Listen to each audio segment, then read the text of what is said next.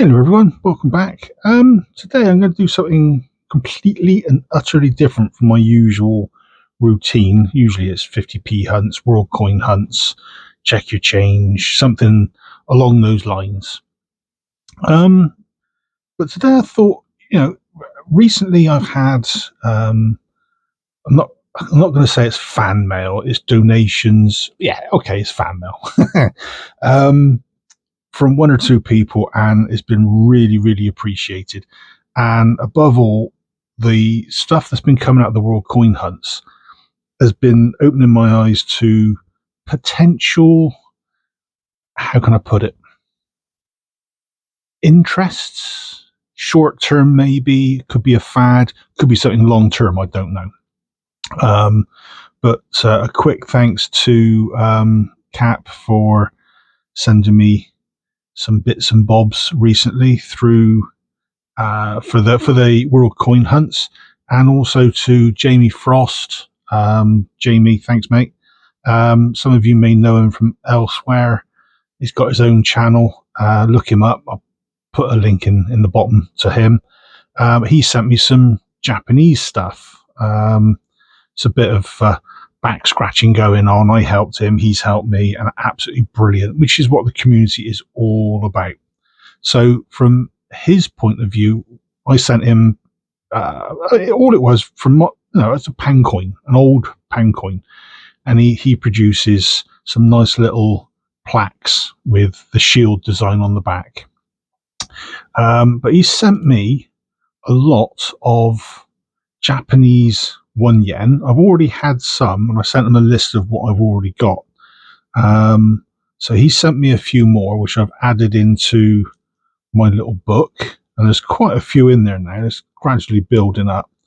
There's at least 2 different eras listed.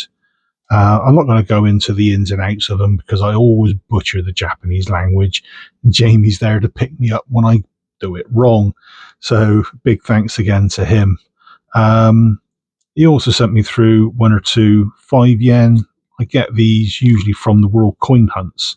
So as I get them often enough, or fairly often, they're good enough to just say, okay, I'll start a date run, which is what I'm doing with the ones. So with the 5s, exactly the same thing.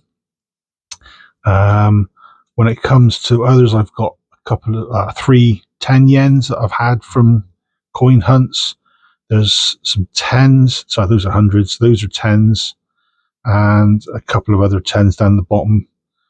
One of them is very, very shiny. I think it's very, very new. I think this particular one, if you look at the dates, if you know your dates, you'll be able to work it out.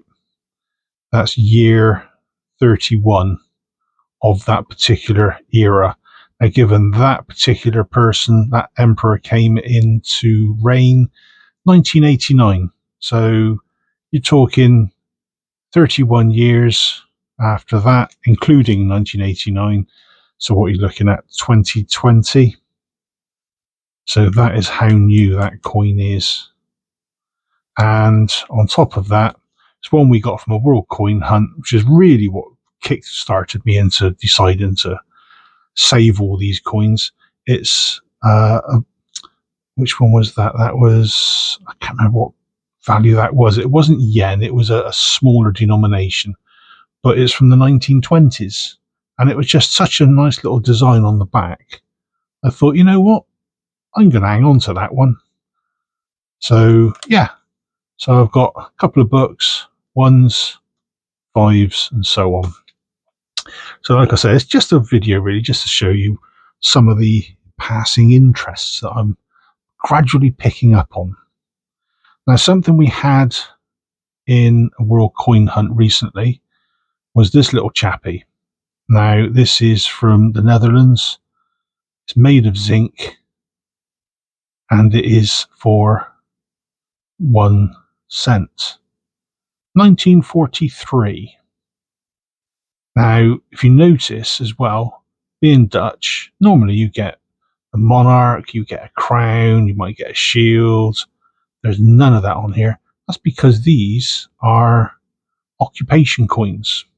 So 43 was when the Germans occupied Holland, Belgium, France, and pretty much quite a bit of Europe. And this was one of the ones that came out of the World Coin Hunt. And I was fascinated by it, thinking, that's different. It's a wartime one. I'll hang on to that. Now, I was rustling through the tub the other day before I did another World Coin Hunt. This one didn't get pulled because I took it out beforehand. It's another one from the Netherlands. This time, 10 cents. Again, made of zinc. This one's dated 1942. So that's 2 occupation period coins for the Netherlands that, to be honest, I didn't know existed. Now, I know when the Germans took over some of the countries, they had their own currencies, but it never dawned on me that they'd be completely stripped of an identity of the country and be made of zinc, which is what many German coins are made of. So much so, I have got, and you've got to love the local Chinese takeaway, their pots come in very, very handy for all your odds and sods, shall we say. So I'm not going to go too in depth as to what is in there. Anything you see with a red line, red highlighted at the top, that's German. Hang on, let's have a quick look off camera. Obviously, certain guidelines you've got to follow because of YouTube and what they do and don't like you to show. Let's see if I can find.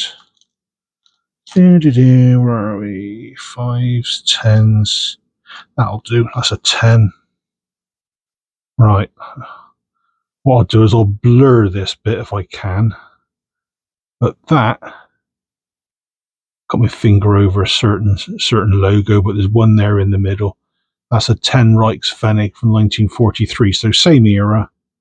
Again, made of zinc.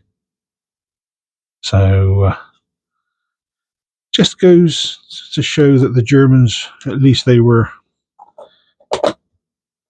doing the same thing everywhere, no matter what they did. Going back to the Dutch, though, back to Holland and the Netherlands, this was another one I got from the cap. This one didn't make it into a World Coin Hunt because I didn't want to have to take it out of the flip that it was in. As you can see on there, Netherlands, 25 cents, 1944, 0.64 silver, and it's circulated. 40 million of them. Now, 44, the Dutch were as good as free at that point. And as you can see there, you've got the Monarch, which one was that? Wilhelmina. So you've got the Queen back on the coinage again. So you go from the Germans doing their thing back to the Dutch doing theirs. It's a lovely little coin. Now, as you can probably see off shot, I've got other ones as well, as would the German ones just now. I don't use this particular brand of flip, so what I'm going to do, rather than open it up and rehouse it, I'm just going to cut that tag off, and that is now the same size as what I normally use, so that's perfect. So that one will go into that tub that I was showing just now, and I'll put these into little protectors as well to sit with that one. So talking of protectors, as you can see, these are some of the ones that got pulled from the World Coin Hunt. Again, this is me going down a rabbit hole. You see a coin, you think, oh, that's nice. Can I have some more, please? So there was a Southern Rhodesia, which changed its name to Zimbabwe Rhodesia, and now it's just Zimbabwe. 1941 penny. That's George VI. Kept this one, 720,000 minted. It's the same with That one, slightly better nick, exactly the same coin. Again, 720. And that one is a 1951 penny, so you can see straight away the metal difference. Going from cupro nickel by the looks of it through to your bog standard, your coppers, your normal copper alloy mix. So that's a 1951. Again, George VI. This particular one, though, was 4.5 million minted. So, but Southern Rhodesia, it's one of those little areas. It wasn't around that long. So getting the coins, I thought to myself, rabbit hole, let's go down it. A couple of others I got there. San Marino, 500 lira, 4 million minted. We had this one on a hunt recently. It was nothing special, but it's worth about £2.5. So I thought I'll hang on to it. So I just put it into a flip just to be careful. And when Jamie sent me through some of those Japanese coins, he also sent me through some of these really old ones. So I put these into flips just to protect them. As it says, they're iron. So they look rusty because they are. It's a 1 mon, not a yen. It's a mon. It's a smaller denomination. And these, I believe, and Jamie, you probably pick me up if I'm wrong on this, I believe one of the main uses for the holes on these coins was they were bundled up into strings, sake of argument, 100 to a string. So if you had to pay 100 mon for something, you didn't have to have 100 of these little things rolling around the bottom of your pocket and have to count them out. So the string was so many or so many hundreds, so many thousand, depending on what they were. And they were all issued, from what I can tell, by different regions for different purposes. This one, the reverse is completely blank, whereas this one, 1768, it does have a marking on the back. It's got a cross. So there's so many different types out there. Trying to distinguish these markings, if you don't know what you're looking for, which is me, it's like looking at Roman coins. You think, oh, that's a Roman. Okay, which one is it? And then you start looking it up, and there's 101 different possibilities, and you think, oh, that's one rabbit hole I am not going down. So those are just a few of those that I've got, odds and sods. But the one rabbit hole I did disappear down, again, thanks to the new batches going into the tub for the World Coin Hunts, East Africa. Now, the early ones were East Africa and Uganda. Sorry about the writing. I decided to write on it after I put the staple through the packet. 1909. This is a half cent. Don't know if you can work that one out. Really nice little coin. Don't know if it works through round. Are we that way round? 1909. The trouble, you got the shine of the light and everything off the flip. So I've then got some 1 cents, East Africa and Uganda, because that whole region was, don't want to say it's a protectorate, but it was a grouping of areas, regions and countries under British rule. I think the French had some, the Germans had some. East Africa, that later became Uganda, Kenya, and I think 1 or 2 other countries again. Kenya was one of the main ones that was the breakaway, as it were. So, yeah, he's got the 1 cent from 1911 that's got the H mint mark on it, so that's Heaton. That one doesn't have a mint mark, 1955. Then you go up 50 cents, 1960. Got 1955. So obviously both of those got the Queen on it. But then you start looking at the 5 cents, and they get a little bit bigger. So you got your 5 cents, 1922, 34. And this is what spurred me into doing it, was getting this one, 1936. And I always say 1936, George V. No, this one was Edward VIII. And this is one that we had in a hunt. So I thought to myself, oh, there can't be that many out there. How wrong was I? So I've decided to go down the rabbit hole of getting East Africa coins. There's blooming hundreds of them. Go careful. Always research what you're going to start collecting. So I got 43, 57. Then you got the 10 cents. I got 52, 56, 43, 35, 36, and a 1 shilling from 1952, which shows the king. And again, I think this was one of the ones that was in a coin hunt recently. So those are just a few of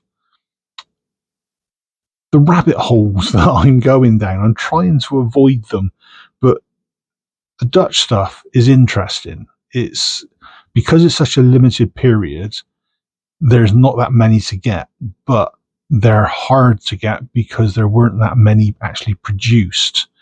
The Japanese stuff, this sort of thing, yeah, you could probably get a load of these, but they would probably be anything from £1 to several pounds per coin. And if you don't really know what you're letting yourself in for, you can't read the script, characters, yeah, you could be losing money hand over fist very, very easily. And the other thing I have got that I do like, and I haven't got a flip for it. There's not one big enough. So I've got the old George III penny from 1797. Got one in a large flip for that. But what I don't have room for is the 2 penny. The size of this thing. This is a doorstop. 1797, and it weighs an absolute ton. It's a really nice coin. I can see why they stopped doing these after a year or two, because you have those in your little leather purse hanging off your belt or whatever. You're going to start getting holes in the bottom of your stuff. So, yeah, it's something slightly different, just to say I do more than just 50p hunts and world coin hunts and everything in between, like, well, silver really. Where's the other one I had come through recently? Oh, that was it. I haven't put this away in my folder yet. That's the HMS Belfast £2 coin that came out not so long ago. Took forever to arrive. So those sort of things I've got an interest in as well. But now it's really just a case of trying not to get too carried away with one thing whilst thinking about something else and something else again. But yeah, it's coin collecting is a very, very wide area. So if you're thinking of getting into it, don't do what I've done. I've been doing this for a few years now, so I've been able to diversify. But if you're getting into it or you've not long started, concentrate on one area or one particular period or one monarch or a theme or anything like that. Don't go off Japanese, wartime Dutch, ex-colonial stuff that's in here that you can't really show on YouTube because of certain markings. There's a lot out there, so pick carefully, choose wisely, as they say. Anyway, like I say, just a video really, just to show a little bit more about what interests I've got, things I get up to. Hope you enjoyed it. Hopefully it gave you a few ideas as well.